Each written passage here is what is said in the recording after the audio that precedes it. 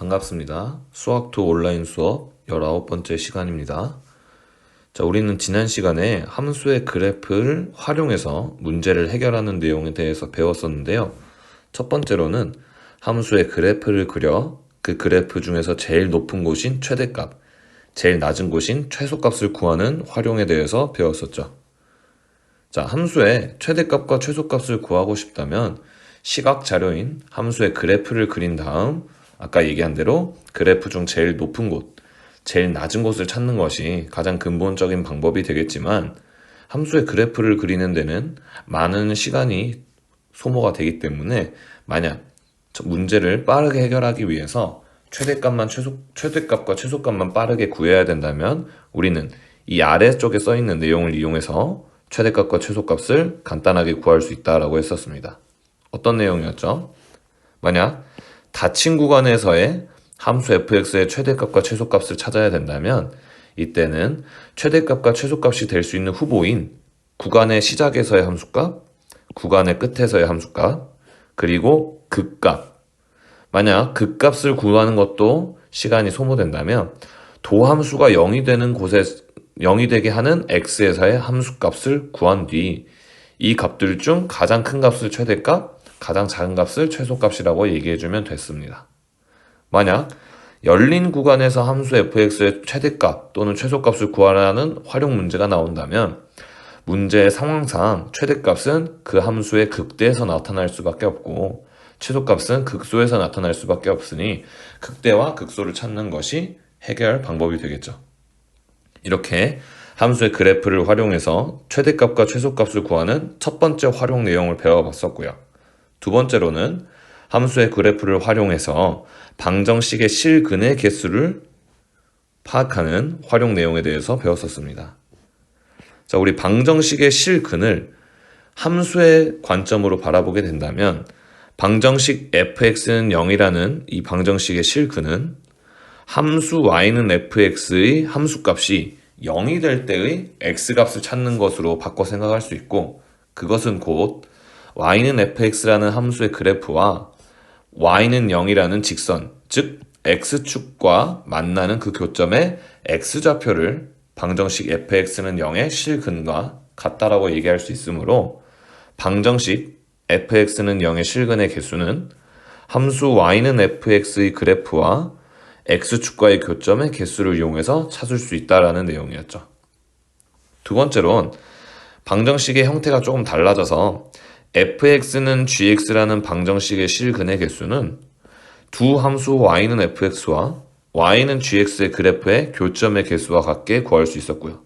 또는 두 함수의 그래프를 모두 그리는 것이 부담된다면 gx 함수를 한쪽으로 이항을 시켜서 fx-gx는 0이라는 방정식으로 바꿔 함수 y는 fx-gx의 그래프와 x축과의 교점의 개수를 세면 됐습니다.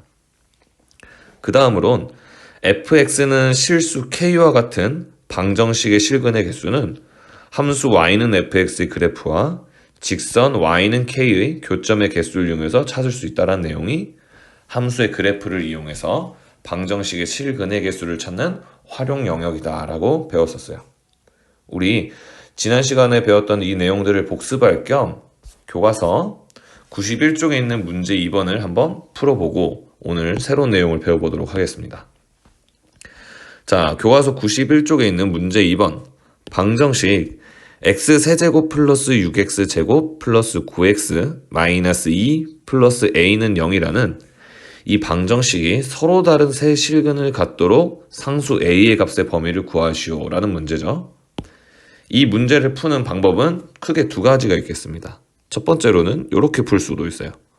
y는 x세제곱 플러스 6x제곱 플러스 9x 마이너스 2 플러스 a는 a라는 이 3차 함수의 그래프와 y는 0이라는 직선, 즉 무슨 축이죠? 그렇죠. x축과의 교점이 실근의 개수므로 이 교점이 몇 개가 되게 해주면 될까요? 서로 다른 세 실근을 가지려면 교점이 3개가 되게 해주면 되겠죠.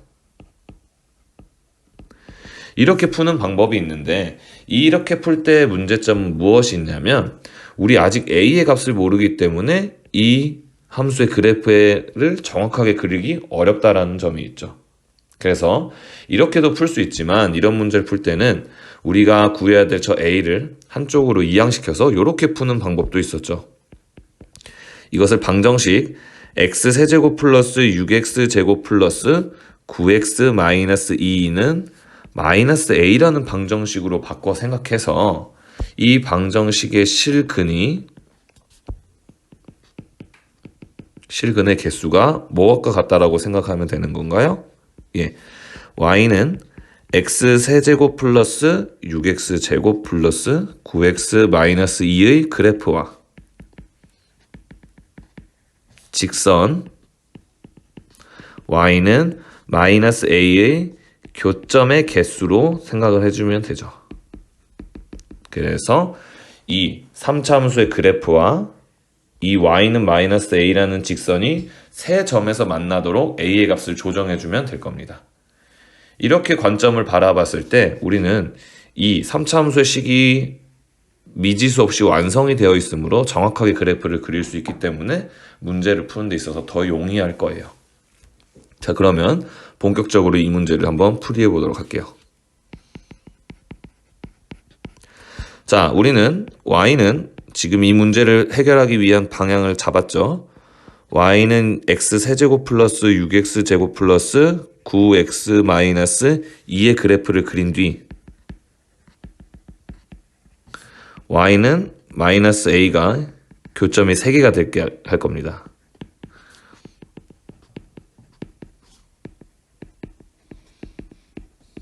그러기 위해서 이 y는 x세제곱 플러스 6x제곱 플러스 9x 마이너스 2의 그래프를 그릴 건데요. 우리 함수의 그래프를 그리려면 이 함수의 증가와 감소 그리고 극대와 극소와 같은 특징을 조사하기 위해서 도함수를 분석해야 되죠. 그래서 이 도함수 즉 y'을 구해보면 3x제곱 플러스 12x 플러스 9가 되겠고 x의 범위에 따른 이 도함수 y'의 부호 변화를 알기 위해선 이 도함수를 인수분해해서 그래프를 그려야 되죠. 인수분해를 하게 되면 x 플러스 1 곱하기 x 플러스 3으로 인수분해가 되기 때문에 이걸 토대로 y'의 그래프를 그려보면 이렇게 그려지게 되겠습니다. y'의 그래프는 x축과 마이너스 3과 마이너스 1에서 만날 거고요. 그 다음 최고차항의 개수가 3으로 양수이기 때문에 아래로 볼록한 이렇게 포물선으로 그려지겠네요. 이건 y'의 그래프죠. 그럼 이것을 보니까 y'의 그래프가 x축보다 위에 있게 되는 이 범위와 이 범위에서는 y'의 부호가 플러스가 되겠고 y'의 그래프가 x축보다 아래에 있게 되는 이 x의 마이너스 3보다 크고 마이너스 1보다 작은 범위에서는 y'의 부호가 음수가 되므로 이걸 이용해서 함수 y의 원래 함수인 y의 증가감소표를 작성할 수 있겠죠. 작성해 보시면요. 자, 증가감소표. 물론 이런 과정들이 익숙해지면 일부 생략해도 되는 과정들이 생겨납니다. 하지만 익숙해지기 전까지는 착실하게 좀 귀찮더라도 이렇게 꼬박 연습을 해주십시오. 자, 증가감소표 어떻게 그리나요, 친구들? 맨 윗줄엔 x에 대한 범위를, 두 번째 줄엔 도함수의 부호를, 마지막 줄엔 함수의 증가 감소와 함수 값을 표현하는 줄을 쓰죠.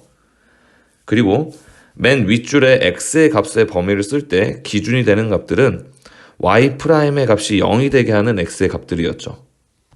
y'의 값이 0이 되게 하는 x의 값들은 여기와 여기, 즉 마이너스 3과 마이너스 1이었고요. 우리는 이 앞에 이제 점점점, 사이에도 점점점, 오른쪽에도 점점점을 찍는데 마이너스 3 왼쪽에 있는 점점점은 어떤 의미인가요?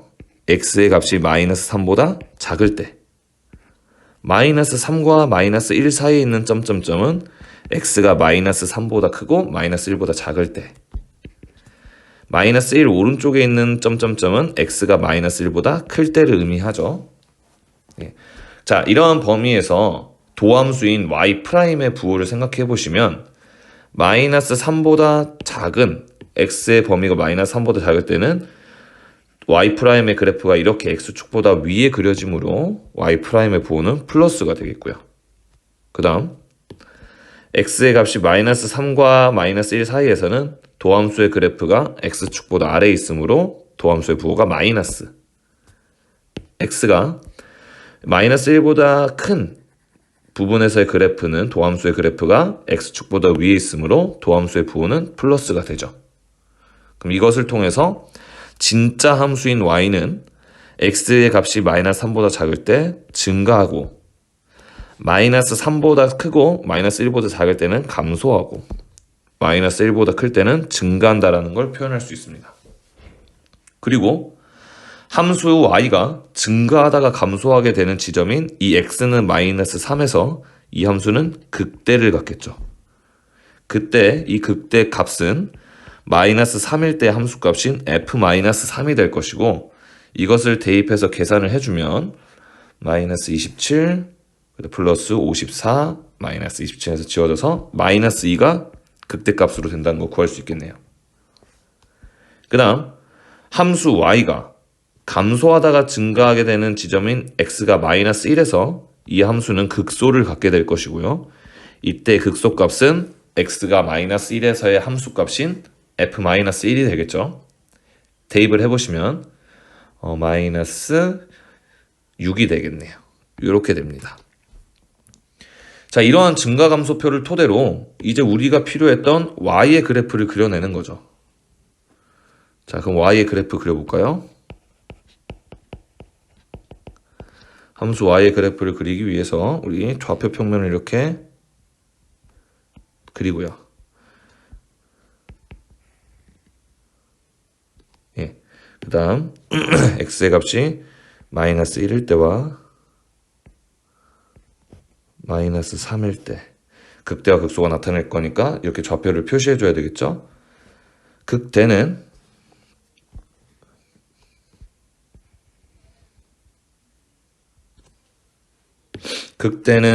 마이너스 3, 마이너스 2이므로 이 점이 바로 극대점이 될 거고요. 극소는 마이너스 1, 마이너스 6이니까 3, 4, 5, 6 여기가 되겠네요. 자, 이렇게 그리고 그 다음 y절편까지 찾아볼게요. y절편은 x가 0일 때 함수값이니까 마이너스 2 여기가 되겠네요. 자, 그럼 이 y 함수의 그래프는 x가 마이너스 3이 될 때까지 증가하고 마이너스 3부터 마이너스 1까지는 감소하고 마이너스 1부터 다시 증가하는 이런 형태의 그래프로 그려질 겁니다. 이게 y는 x세제곱 플러스 6x제곱 플러스 9x-2의 그래프가 되겠네요. 자, 아직 문제 끝이 아니죠. 이 그래프와 여기에 있는 y는 마이너스 a라는 직선의 교점이 3개가 되게 해야 돼요. 즉, 선생님이 긋고 있는 이 y는 마이너스 a라는 x축과 평행한 이 직선이 이 y는 x세제곱 플러스 6x제곱 플러스 9x-2라는 이 파란색 선의 그래프와 교점이 3개가 되려면 이런 위치에 있어서는 안 되겠죠. 어떻게 위치해야 될까요? 극대보다는 아래, 극소보다는 위쪽에 있어야만 이 y는 마이너스 a라는 직선과 함수의 그래프의 교점이 3개가 될 수 있을 겁니다. 그래서 이 그래프가 제일 위로 갈 수 있을 때는 이 지점일 거고요. 이 지점이 딱 돼서는 안 되죠. 이 지점보다는 아래에 있어야 되겠죠. 그리고 이 지점보다는 위에 있어야 되겠죠. 그러므로 이 마이너스 a라는 값의 범위가 아무리 커봤자 극대값이 마이너스 2보단 작아야 되겠고요. 아무리 작아봤자 극소값이 마이너스 6보다는 커야 되겠어요. 근데 우리가 필요한 건 a의 범위를 구하는 거므로 양변을 마이너스 1을 곱해서 부등호 방향이 바뀌게 되면 a는 2보다 크고 6보다 작은 범위가 되겠다라고 정답을 구할 수 있겠습니다. 자, 비록 이 한 문제를 푼 거지만 이 문제는 여러분들이 함수의 증가와 감소, 극대와 극소 이를 통해서 함수의 그래프를 그리는 과정, 그리고 방정식과 함수에 대한 관계까지 이해하는 과정을 모두 포함하고 있는 좋은 문제이기 때문에 꼭 착실하게 점검을 연습을 해보시고요. 이해가 안 된다면 이해가 될 때까지 몇 번이고 다시 되돌려 들으면서 여러분들 꼭 자기의 것으로 만드셔야 되겠습니다. 자, 이렇게 지난 시간에 배웠던 내용을 한번 복습해 봤고요. 이번 시간엔 교과서 92쪽에 있는 함수의 그래프를 부등식에 활용하는 내용에 대해서 배워보도록 할게요.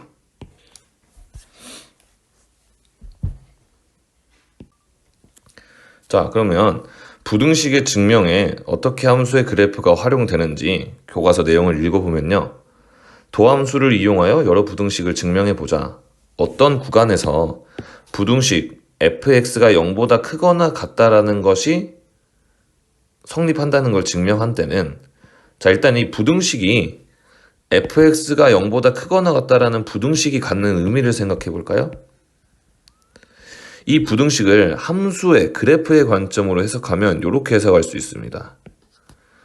이 그래프의 관점에서 해석하면 y는 fx의 그래프가, 즉 이 좌변에 있는 식이죠. 우변에 있는 식인 직선 y는 0. 이건 무슨 축인가요? 그렇죠. x축이죠. 축보다 위에 있거나 붙어 있다라는 걸 의미하겠죠. 위에 있다라는 건 부등식이 크다라는 때의 상황을 설명해 주는 거고, 붙어 있다라는 건 부등식, 즉 등호가 성립할 때를 의미하는 걸 거예요. 만약 여기가 바뀌어서 이렇게 부등호만 있고 등호가 없는 이런 부등호로 바뀐다면 이때는 x축과 붙어서도 안 되고 반드시 위에 있어야 되겠죠. 부등식의 의미를 함수의 관점, 그래프의 관점으로 생각해보면 이와 같이 생각해 볼 수 있다는 겁니다. 이 관점을 활용해서 우리 그래프를 활용하려는 건데요. 그래프가 어느 대상보다 위에 있다, 아래에 있다를 보이는 게 부등식을 증명하는 거니까요. 그래서 만약 y는 fx라는 이 함수의 그래프가 y는 0이라는 이 x축보다 위에 있으려면 어떻게 그래프가 생겨야 될까요? x축보다 함수의 그래프가 위에 있으려면 이런 식으로 생겨야 되겠죠. 예를 들어서 이런 식으로 생겨서는 여기 통과해버리니까 안 되겠죠. 그래서 이렇게 되거나, 만약 이런 형태 함수라면 범위가 제한돼서 이렇게 그래프가 끊겨야 될 겁니다. 아무튼 이러한 그래프들이 x축보다 위에 있으려면 가장 효율적으로 이것을 조사하는 방법은 이 그래프의 가장 낮은 점이 무슨 값이, 그렇죠, 최소값이 x축보다 위에 있거나 x축에 붙어 있으면 되겠죠. 그래서 이러한 부등식을 증명할 때는 그 구간에서의 함수값 fx의 최소값이 0보다 크거나 같음을 보이면 되는 겁니다. 물론 그래프를 통째로 다 그려서 이 구간 내에 함수의 그래프가 x축보다 위에 있다라고 설명을 해도 되지만, 시간을 절약해서 효율적으로 증명을 하고 싶다면 함수의 그래프에서의 최소값이 0보다 크거나 같다는 것만 증명하면 되겠어요. 자, 조금 바꿔서 생각해보면 부등식이 이번에는 fx가 0보다 작거나 같다로 바뀌어버린다면, 나머진 동일하면서 우리 크기에 대한 내용만 반대로 생각하면 되겠죠? 이때는 최소값이 아니라 무슨 값이? 최대값이 0보다 작거나 같음을 보이면 되는 겁니다. 부등식의 방향이 바뀜에 따라서 내용도 이렇게 바뀔 수 있다는 거고요. 자, 이것이 부등식 fx가 0보다 크거나 같다를 함수의 그래프로 증명하는 방법이에요. 최소값과 최대값을 활용해서 증명할 수 있는 거예요. 두 번째로는 어떤 구간에서 부등식 fx가 gx보다 크거나 같다는 것을 성립하는 걸 증명할 때는 이건 역시 이 부등식을 함수의 관점, 그래프의 관점으로 생각해 본다면 y는 fx의 그래프가 y는 gx의 그래프보다 위에 있거나 같아야 되겠다는 거죠. 같거나 위에 있다. 그러한 관점에서 보는 거기 때문에 이러한 부등식을 증명할 때는 이렇게 두 함수의 그래프를 그려서 직접 비교를 해도 되고요. 만약 그것이 함수 두 개의 그래프를 그려야 되는 부담이 있다면 이것을 한쪽 방향을 이항시켜서 이렇게 생각하는 거죠. 이 부등식을 gx를 이항시켜서 fx-gx가 0보다 크거나 같다라는 부등식으로 바꿔서 1번의 내용을 적용하면 되는 거겠죠. 그래서 fx-gx를 새로운 함수 hx로 놓고 hx의 최소값이 0보다 크거나 같음을 보이면 되는 겁니다. 자, 결국 어쨌든 부등식의 증명을 위해서는 함수의 그래프를 우리가 그릴 줄 알아야 돼요. 그래야만 그 함수의 그 구간에서의 최대값과 최소값을 찾을 수 있기 때문입니다. 자, 그럼 이것을 이용해서 문제를 푸는 걸 직접 한번 예제 3번에서 설명해 드리도록 할게요.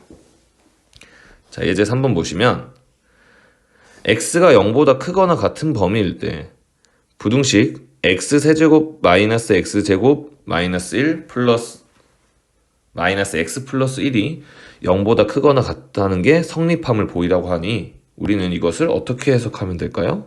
그래프의 관점에서는 x가 0보다 크거나 같은 범위에서 y는 x세제곱 마이너스 x제곱 마이너스 x 플러스 1의 그래프가 x축과 접하거나 위에 있음을 보이면 되겠죠.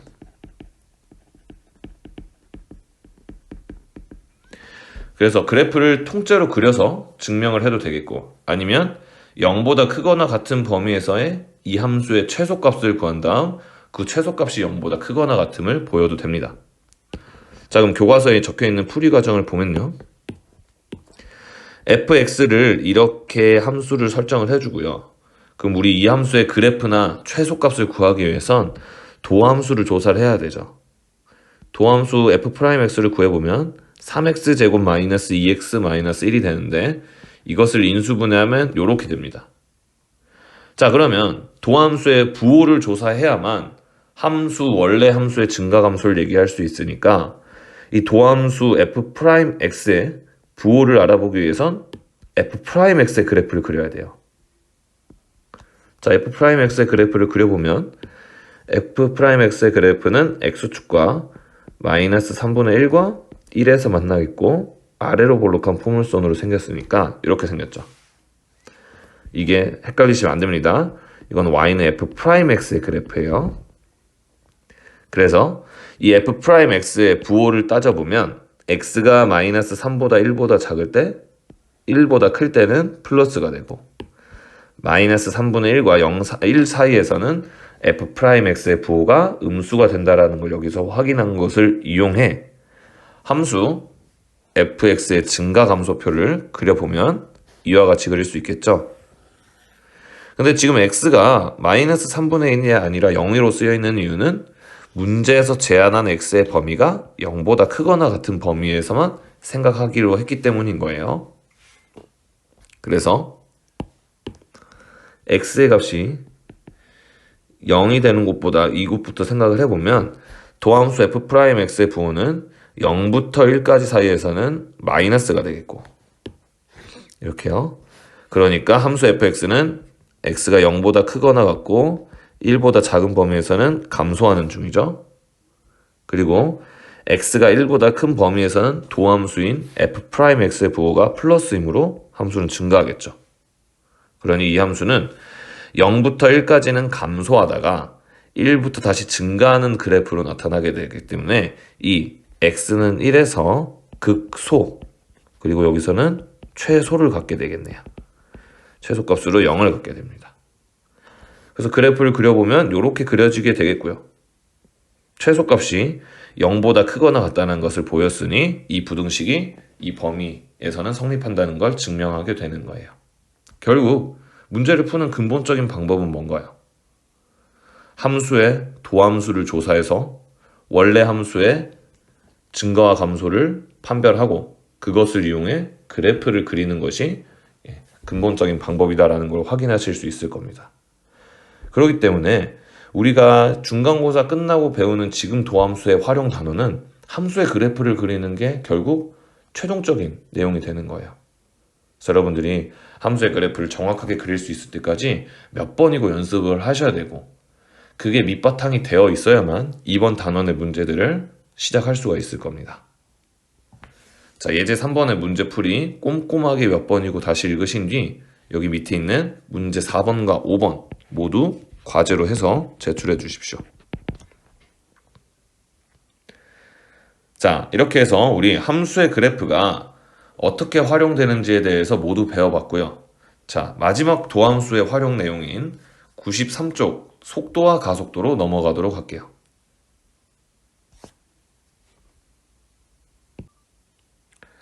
자, 우리 이제 미분이라는 개념을 이용해서 속도와 가속도에 대한 내용을 한번 배워볼 건데요. 여러분들, 미분이 무엇을 하는 학문이라 그랬죠? 예, 미분은 선생님이 앞에서 얘기했었지만 변화를 분석한 학문이에요. 미분이란. 어떠한 대상의 변화를 분석하는 거죠. 그러한 개념이 미분이기 때문에 이러한 미분과 우리가 약간 물리적인 내용들을 엮어보면은 속도와 가속도에 대한 내용까지도 생각해 볼 수가 있습니다. 우리 같이 먼저 몇 가지 생각을 해볼 건데요. 먼저 여러분들 위치, 어떤 대상의 위치가 어떻게 변하는지를 한번 생각해 볼게요. 어떠한 물체가 위치가 변한다라는 건 운동, 즉 움직이는 운동을 하고 있다라는 건데, 우리 이 위치의 변화를 한번 생각해 볼까요? 위치의 변화가 굉장히 크다면, 즉 예를 들어서 위치가 1일 위치에 있던 물체가 3이라는 위치로 옮겼다라는 건 얼마만큼 이동했다라는 거죠? 예, 이만큼의 변화를 했다라는 거예요. 근데 똑같은 시간 동안 다른 물체는 1이라는 위치에서 9라는 위치까지 이동을 했다면 이 물체는 총 8의 위치 변화를 나타낸 거죠. 위치 변화가 이렇게 크려면 그 물체가 어떻게 운동을 해야 될까요? 당연히 빠르게 움직여야만, 빠르게 운동을 해야만 위치 변화를 크게 가져갈 수 있을 겁니다. 그러한 관점에서 생각해 본다면 우리 위치의 변화는 곧 어떠한 대상의 움직이는 속도를 표현한다고 할 수 있는 거겠죠. 그래서 위치의 변화를 한번 생각을 해보시면, 내가 어떤 대상에 어느 순간의 위치의 변화를 조사했더니 그 순간 그 변화량이 플러스이면서 크다면 이 물체는 정방향, 즉 양의 방향으로 빠르게 움직이고 있다는 걸, 빠르게 운동하고 있다는 걸 의미할 거예요. 이게 뭘까요? 속도가 빠르다라는 의미가 되겠죠. 그 다음, 어떤 물체의 어떤 순간의 변화량을, 위치의 변화량을 조사했더니 플러스이면서 그 양이 작다면 이거는 똑같이 정방향으로 느리게 운동하고 있다는 걸 알 수 있겠죠. 만약 위치의 변화를 조사했더니 이번에는 마이너스인데 절대값이 작아요. 그렇다는 얘기는 역방향으로, 즉 원래 운동하던 방향과 반대 방향이겠죠. 느리게 운동하고 있다는 걸 의미할 겁니다. 즉 속도가 느리게 뒤로 가고 있다는 얘기를 하고 있는 거겠죠. 어떤 대상에 어느 위치에서의 순간 변화량을 조사했더니 마이너스의 부호를 가지면서 그 절대값이 크다면 이거는 역방향으로 빠르게 운동하고 있다는 걸 의미할 거예요. 위치의 변화량이 크다는 건 물체가 그만큼 빠르게 이동해야 일어날 수 있는 변화이기 때문인 거죠. 그래서 이러한 관점에서 생각해 본다면 위치의 변화는 곧 속도를 의미한다라는 걸 우리가 알 수 있겠고요. 그리고 변화에는 우리 두 가지 변화가 있었죠. 평균 변화율과 순간 변화율이 있었는데, 그렇다는 얘기는 위치의 순간 변화율은 위치의 평균 변화율은 그 대상의 평균 속도를 의미할 것이고, 그다음 위치의 순간 변화율은 그 대상의 순간 속도를 의미한다라는 걸 생각해 볼 수 있을 거예요. 우리 미분이 변화율을 분석하는 학문이다라는 개념을 정확하게 이해하고 있다면 충분히 여러분들 이해하실 수 있는 내용이라고 생각합니다.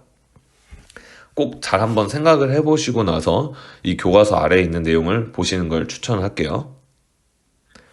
자, 우리 물리를 배운 친구라면 이러한 관점으로 가속도도 생각해 볼 수 있는 거겠죠. 예를 들어서 속도의 변화를 보세요. 속도의 변화. 속도의 변화를 생각해 보면 속도의 변화를 줄 수 있는 것은 가속도거든요. 우리 가속도가 플러스, 즉 양의 가속도를 가지고 있으면 속도는 점차 어떻게 됩니까? 예, 점차 증가하게 되겠죠. 즉 증가함을 나타내는 것이 바로 가속도가 될 거예요.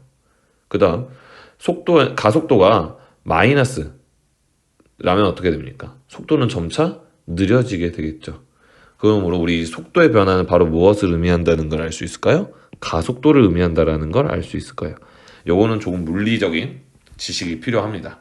그렇지 못한 친구는 이번 기회에 속도라는 개념과 가속도라는 개념에 대해서 한번 생각해 보는 것도 좋을 것 같아요. 자, 그래서 우리는 위치의 변화는 속도다. 그리고 속도의 변화는 가속도다라는 이 생각을 바탕으로 교재의 내용을 보면서 속도와 가속도의 내용을 배워보겠습니다. 자, 도함수를 이용해서 수직선 위를 움직이는 점의 속도와 가속도를 구해볼 건데요. 자, 먼저 평균 속도에 대한 내용을 교과서에서 보시면 점 P가 수직선 위를 움직일 때 시각 T에서의 점 P의 위치를 X라고 나타내면 당연히 이 위치 X는 T에 대한 식으로 나타낼 수 있는 함수이므로 X는 FT와 같은 식으로 나타낼 수 있을 겁니다. 즉, 이 X는 FT라는 건 T에 대한 위치 X의 함수식을 말하는 거죠. 자, 이 위치에 대한 함수를 가지고 평균 변화율, 즉 이러한 식을 구해내게 된다면 시간의 변화량에 대한 위치의 변화량이죠. 시간의 변화량 분의 위치의 변화량으로 평균 속도식을 만들어내면 이런 식이 될 것이고, 이것은 우리가 앞에서 봤던 함수의 무슨 변화일 것 같나요? 예, 평균 변화일 것 같죠. 그래서 평균 속도는 평균 변화율과 같다라는 걸 여기서 확인할 수 있습니다. 꼭 기억을 하시고요. 즉 속도는 위치의 변화율을 의미한다라는 걸 여기서 알 수 있겠죠. 그 다음 순간 속도에 대한 내용을 보시면요. 순간 속도 또는 속도라고도 하는데요. 이때 시각 T에서의 위치 X의 순간 변화율을 시각 T에서의 순간 속도 또는 그냥 속도라고 한다.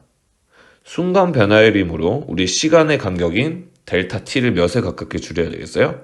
0에 가깝게 줄여야 되니까 이렇게 극한의 개념을 사용할 만하겠죠. 이 얘기는 뭐예요? 무슨 변화율이다? 그쵸, 순간 변화율이다라는 걸 알 수 있습니다. 그래서 우리가 흔히 말하는 속도는 위치의 순간 변화율이에요. 즉 위치식을 미분한 도함수에다가 그때 시각의 t 값을 대입해서 계산한, 즉 미분 계수값이 그 시각에서의 순간 속도를 나타낸다는 걸 알 수 있을 겁니다. 자, 이걸 기호로 쓰면 이렇게 나타낼 수 있겠네요. x 프라임 t 이렇게 쓸 수 있겠네요. 아이고 죄송합니다. x 프라임 t가 아니라 우리 이 관점에서 본다면 f 프라임 t라고 볼 수 있겠네요. 순간 속도는. 그 다음 아까도 얘기했지만 속도의 변화는 가속도에 의해서 일어나는 거므로 가속도는 점 P의 속도 V도 T에 대한 함수이므로, 즉 이렇게 얻어낸 윗줄에서 얻어낸 F'T, 즉 이것을 우리는 앞으로 VT라고 할 건데요. 이 VT 역시 시각 T에 대한 함수이므로 이 함수의 순간 변화율을 생각할 수 있습니다. 그럼 이때 이 속도 VT의 순간 변화율인 V'T는 점 P의 시각 T에서의 가속도라고 이름 붙이겠습니다. V'T가 바로 가속도고요. 가속도는 우리 영어로 A라고 쓰죠. 네. 이렇게 나타낼 수 있어요. 그래서 이거는 우리 물리가 공부가 돼 있는 친구라면 좀 자연스럽게 이해할 수 있지만 그렇지 않은 친구라면 속도와 가속도의 관계를 한번 공부해 보시고 또는 그것도 어렵다면 암기해 주시는 게 좋을 것 같아요. 자, 이렇게 우리는 변화율이라는 개념을 이용해서 위치에 대한 시각 t에서의 위치에 대한 함수가 주어졌을 때 그것의 평균 변화율로 평균 속도를, 그 다음 순간 변화율로 속도를, 그 다음 시각 t에서의 속도식을 변화율을 이용해서 가속도를 구할 수 있다는 내용을 배워봤고요. 94쪽에서 이것을 정리한 내용을 보시면 이상을 정리하면 다음과 같다. 수직선 위를 움직이는 점 P의 시각 t에서의 위치를 x, ft라고 나타낼 때 시각 t에서의 점 P의 속도는 위치의 순간 변화율이므로 f't. 그 다음 가속도는 속도인 v를 시각에 대해서 다시 미분하는 것이므로 우리 여기 기호는 빠져 있지만 이것을 보통 vt라고 이제 쓸 거고요. 가속도 a는 v't라고 구할 수 있을 겁니다. 그다음 여기 중요한 내용 하나 있는데요. 참고를 보시면 자, 수직선 위를 움직이는 점 P의 운동 방향은 속도가 0보다 큰, 즉 아까도 얘기했지만 속도가 양수일 때는 양의 방향, 정방향이고요.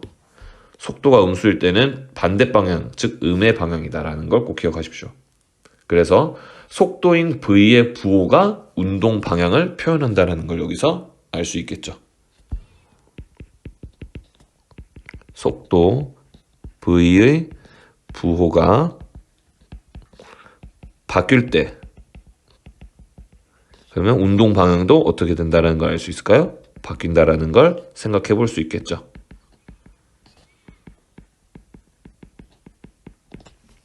그리고 이런 관계들을 도식, 즉 그림으로 나타내 보면 여기 왼쪽에 있는 것처럼 위치를 미분하게 되면 속도가 되고 속도를 미분하게 되면 가속도가 된다라는 관계도 생각해 볼 수 있을 겁니다. 자, 그럼 이 개념들을 이용해서 예제 1번 문제 한번 풀어볼 건데요. 예제 1번 보시면 수직선 위를 움직이는 점 P의 시각 t에서의 위치 x가 이와 같이 나타나요. 우리 이걸 보통 ft라고 쓴다 그랬죠. 즉 ft식이 이렇게 주어져 있고요. 그러면 우리 이 위치를 한번 미분하게 되면 뭐가 됩니까? 속도가 되죠? 애초에 속도식을 바로 구해버립시다. 속도식은 f't가 될 것이고 이것은 마이너스 6t 제곱 플러스 18t가 되겠네요. 얘를 다시 미분하면 뭐가 되는 거예요? 가속도가 되죠.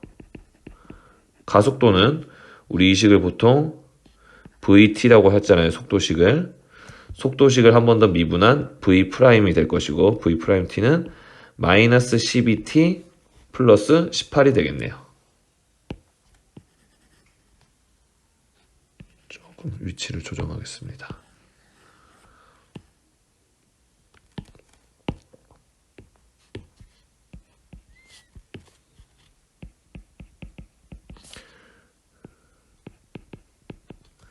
가속도 A는 우리 V't와 같고 이것은 지금 마이너스 12t 플러스 18이 되겠네요. 그래서 이렇게 위치와 속도에 관련된 문제를 푸실 때는 애초에 속도식과 가속도식까지 구해놓고 푸는 것도 좋은 방법이에요. 자, 그럼 괄호 1번 보시면 시각 t가 1일 때 점 P의 속도와 가속도를 구해달라 했으니 정답으로 구해야 될 건 V1 또는 F'1이게 되겠죠? 이것이 바로 점 P의 시각 t가 1일 때의 속도죠.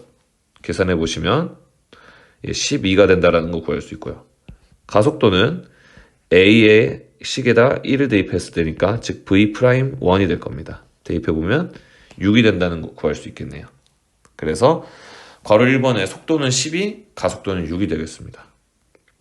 그 다음 두 번째 문제는 점 P가 운동 방향을 바꾸는 시각이에요. 우리가 앞서 배운 내용을 가지고 이걸 해석해보면 뭡니까? 속도인 V의 부호가 어떻게 되는 순간? 바뀌는 시각이죠. 그럼 VT의 식이 지금 보시면 마이너스 6t 제곱 플러스 18t인데 이 녀석의 그래프를 그려보면 우리 이 녀석의 부호가 언제 바뀌는지를 볼 수 있어요. 자, 그래프를 그리려면 2차 식이니까 인수분해를 좀 해주시면 마이너스 6t로 묶었을 때 t 마이너스 3이 되니까 지금은 x가 아니죠, 가로가. t에 대한 함수니까 t가 되겠죠. 자, 0, 3이 되겠고 최고 차항계수가 마이너스 6으로 음수니까 위로 볼록할 겁니다. 선생님이 지금 0의 왼쪽은 그렸어요, 안 그렸어요? 안 그렸죠. 왜일까요? 우리 t, 시간이 음수일 수 있어요? 시간은 음수일 수가 없죠. 즉 0보다 크거나 같은 범위밖에 안 되기 때문에 그래프를 이렇게 그린 거예요. 그럼 이렇게 나타냈을 때 이 VT가 T축보다 위에 있는 0부터 3일 때까지는 양의 방향으로 운동 중이에요. 그러다가 VT가 T축보다 아래에 있는 3보다 큰 범위에서는 음의 방향으로 움직이는 거죠. 그러므로 운동 방향이 바뀌는 시각은 몇일 때가 되겠습니까? 3일 때가 된다. 이렇게 구할 수 있습니다. 자, 이렇게 예제 1번에서 푼 내용들을 그대로 적용해서 문제 1번 과제를 해주시고요. 과제가 좀 많지만 배울 때 연습한다고 생각하시고 꼭 해주세요. 자, 94쪽에 예제 2번 한번 같이 풀어보도록 하겠습니다. 자, 이번엔 조금 상황이 나와 있는 문제에 적용되어 있는 형태인데요. 지상 25m 높이에서 20m/s의 속도로 지면과 수직하게 위로 쏘아 올린 물로켓의 t초의 높이를 xm라고 하면 우리 높이를 지금 위치로 바꿔 생각한 거죠. 예, 이 높이의 식 x는 마이너스 5t제곱 플러스 20t 플러스 25라고 합니다. 우리 이걸 ft라고 나타내보고 문제 상황도 좀 생각해 볼게요. 지상에서 쏜 게 아니죠. 지상 몇 미터 높이에 쐈어요? 25m 높이에 쐈으니까 이렇게 땅이 있다면 이 지면 25m 높이에서 로켓을 발사했다는 거예요. 로켓이 이렇게 위로 올라가다가 중력의 영향을 받으니까 속도가 점차 느려지고 0이 돼서 이렇게 수직으로 다시 땅으로 떨어지겠죠. 이런 상황에서 괄호 1번, 먼저 이 높이를 나타내는 식이 지금 바로 ft인데 ft는 마이너스 5t제곱 플러스 20t 플러스 25고요. 자, 문제를 이제 보시면 물로켓의 최고 높이에 도달할 때까지 걸린 시간과, 정확히 보셔야 돼요. 걸린 시간과 그 최고 높이를 구해달라고 하고 있습니다. 그러면 이 높이인 ft의 최대값을 구해달라는 건데 우리 생각해보세요. 상식적으로 이 물로켓의 높이가 최고점에 도달하게 될 때는 그 물로켓의 속도가 어떻게 됐을 때일까요? 예, 속도가 0이 되는 순간이 이 물로켓이 제일 높이 올라갈 때가 될 거예요. 그래서 우리는 이 최고 높이에 도달할 때를 언제라고 생각하시면 되겠습니까? 물로켓의 속도가 0이 될 때로 생각하시면 되겠죠.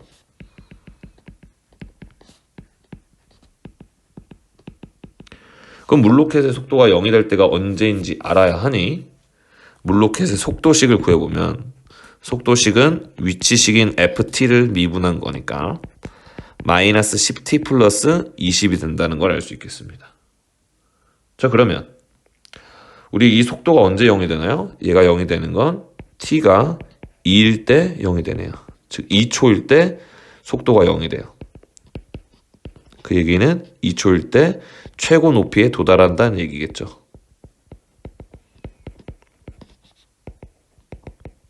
그러므로 0초부터 2초까지 시간이 걸렸으니까 걸린 시간은 2초가 되겠고요. 그때 높이는 시각 2일 때 높이 f2가 되겠죠.